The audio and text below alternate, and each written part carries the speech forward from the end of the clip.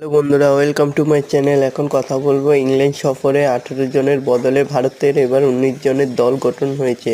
কার যোগ দেওয়ার সম্ভাবনা দেখা দিয়েছে শুভমনের শিবিরে, সেটাই জানাবো। তো বন্ধুরা, এরকমই সব খেলার খবর প্রতিনিয়ত জানতে হলে চ্যানেলটিকে অতি শীঘ্রই লাইক, কমেন্ট, সাবস্ক্রাইব করতে ভুলো না। 18 জনের দল থেকে অবশ্য কাউকে বাদ দেওয়া হচ্ছে না। 19তম সদস্য হিসেবে পছন্দের ক্রিকেটারের নাম ভারতীয় ক্রিকেট বোর্ডকে জানিয়েছেন কোচ গৌতম গম্ভীর।